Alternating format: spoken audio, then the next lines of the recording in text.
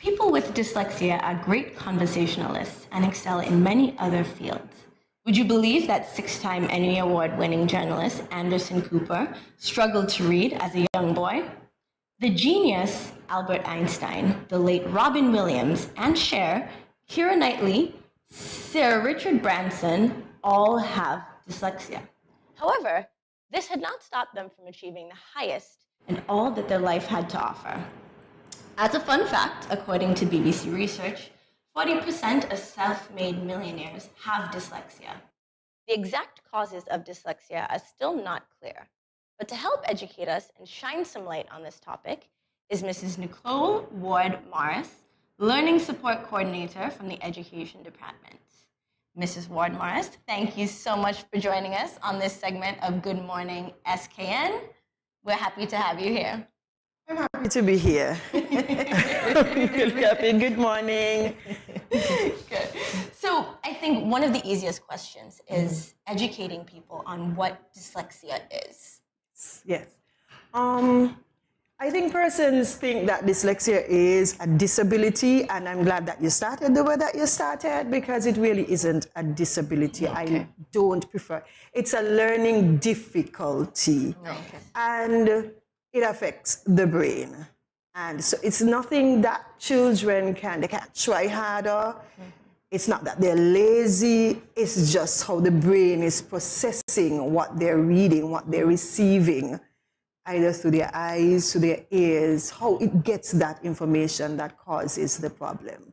That's what dyslexia is. It's a difficulty, a learning difficulty affected by the brain. It affects their reading ability, their writing ability, their spelling ability, their comprehension ability. All these affect. It's a language deficit. That's it. It's a language deficit. That's it. So what are some of the common causes of dyslexia? Well, most research has shown that it is hereditary. More times than not, it is passed down through generations, or sometimes it's caused by maybe a traumatic accident, something that would have, it could be even an emotional, right, that caused that to happen to the person, but it's nothing that they have control over at all. It's nothing that you can get medication for. You can't get treatment for it at all. It's not like that. It's not a disease. Right. Right. So I would say that's it. Genetics or some traumatic accident, something that would have happened to you. A follow-up question before we continue. You said, in terms of treatment, you said there's no treatment you can get. So how does one with dyslexia manage the condition? Persons with dyslexia vary from case to case and age to age.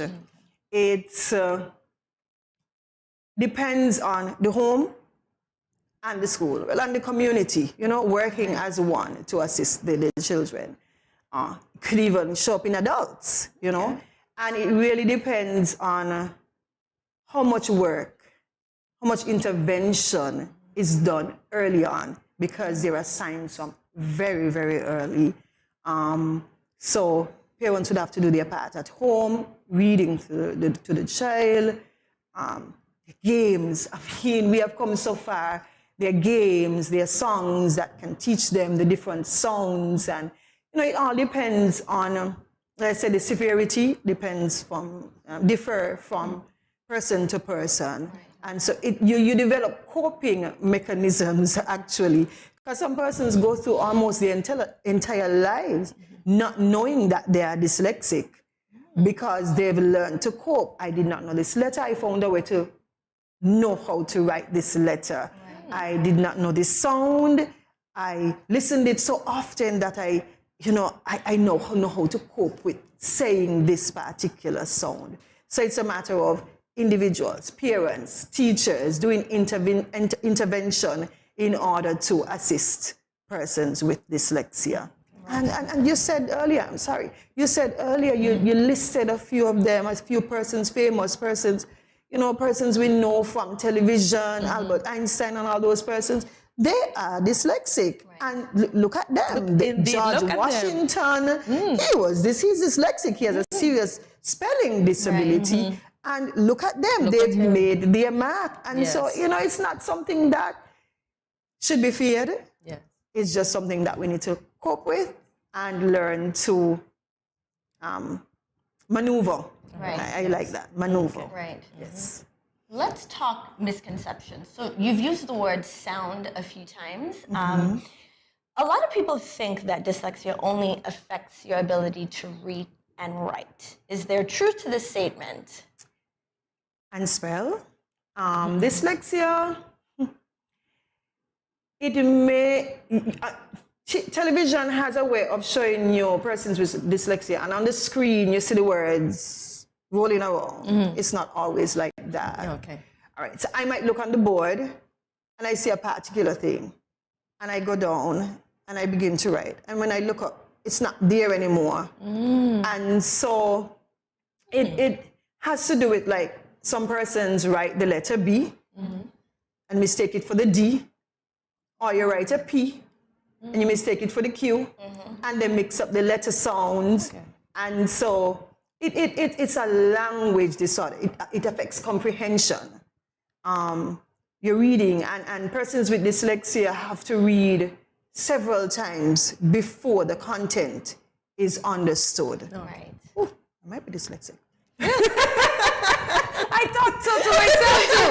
I said I might be dyslexic too. Yeah, and the thing is, the severity, it wavers. Yes. Right. It's dependent on, you know, how much intervention really goes on from the onset. Yes. And it's important that persons don't just sit back and say, man, you could learn the thing if you just try a little harder. Yes, You know, empathy. parents need to understand, and that's the thing. There's a stigma attached. No, I can say without a doubt, you know, we have more persons being identified right through the test that we do. There's a dyslexia screening test. Right. Usually it's my roommate, Mrs. Michelle Jacobs. I think she was on your show Yes, sometime back. yes. She's the one who usually would do the test, because we try to catch them as early as possible. Right. So she deals with the primary school, I deal with the secondary school. Okay. And so she would go in and carry it. And there are lots of children who are dyslexic, Right. even reaching high school,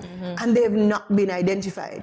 It's only now it's time for them to write the CXC subjects, and we realize these children really can't write. You know, everything is jumbled for some, and so you need somebody who's going to write for them. Yeah. Right. And that is allowed now. CXC, she that's said nice. they That's allow nice. that, but the person must be diagnosed. Right. Yes.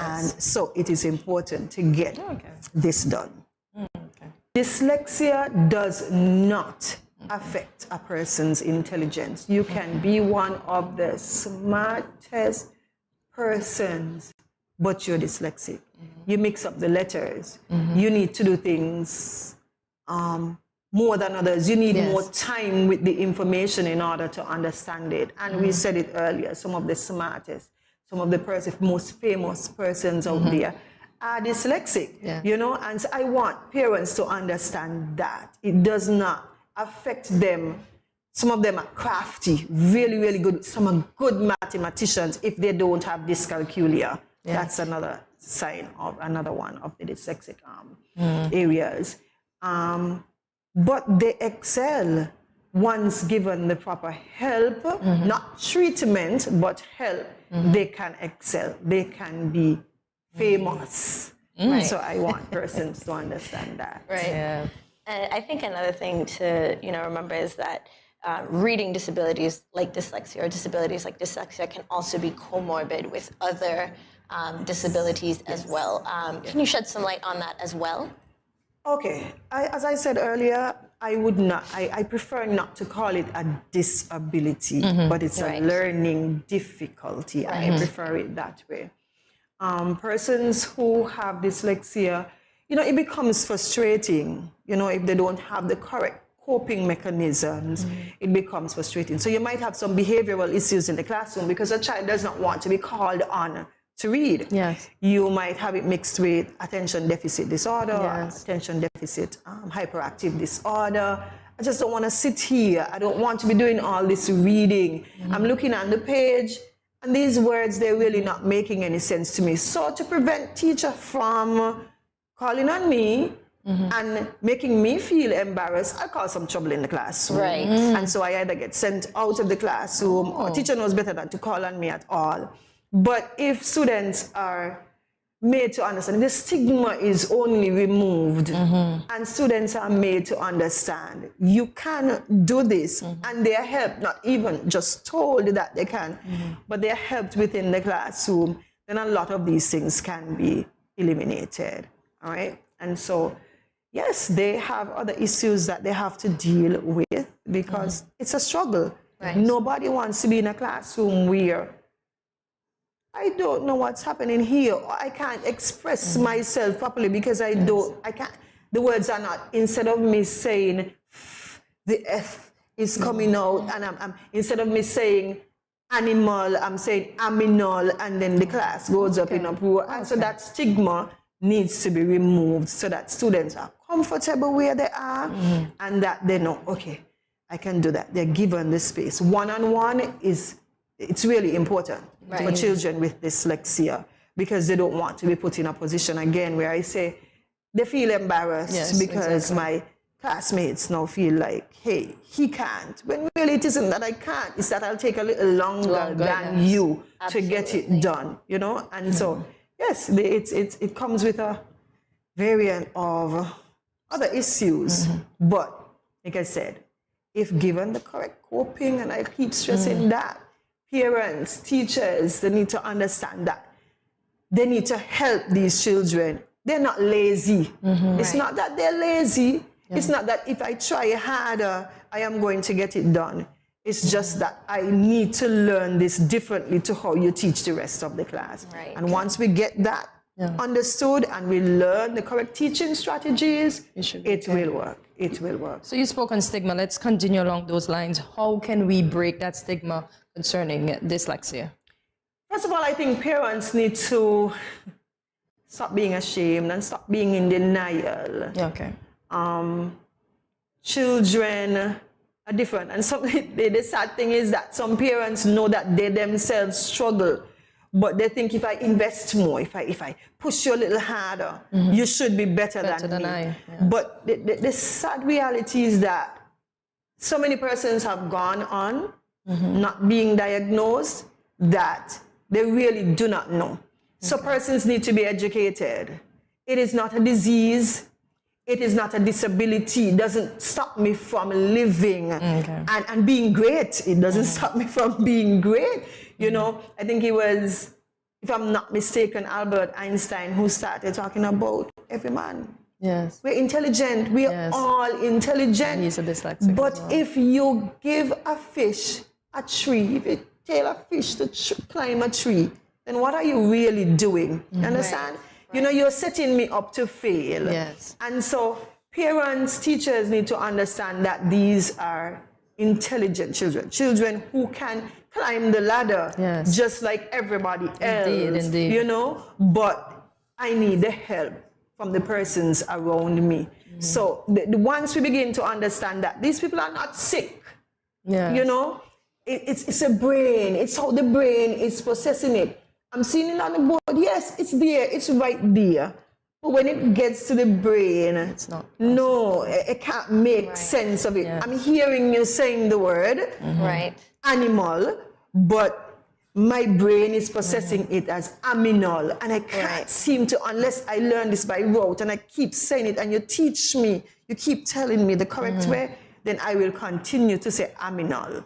I will continue to write the B as a D, the P as a Q. I'll mix up the sounds unless you teach me. Indeed. So we need to get it out into the public. Education is important. So you started out, I loved how you started out. You know, you pointed on to all these people who, they're famous. I mean, President, Judge, Washington. I mean, these people have been out there making their mark, indelible marks, and they are dyslexic. So if we say to children, look at these people, show them who they have that they can look up to. Well, if this person can do it, I can do it too. I am sure that I can do it too. And there are persons in our very own community, I am positive. Yes. You know, who are dyslexic. They're holding their own. Exactly. I'm not sure if I'm allowed, but not sure the correct name. I'm trying to remember his correct name. Licky Bud. Correct name. Carlton Dupont? I remember going to him when we were having a reading competition, and he said, I am ever so happy to pour into these kind of events because I had a reading issue as well. But look at him standing his own and doing his own thing, you know. Yes, indeed. And we have persons around us that we can look up to. Yes. And know, hey, it's not the end of the world. Yes. There is still room for me to excel. And children need to know that. Parents need to know that their children are not lost. Yes, indeed, Right? indeed. Yes, that's it.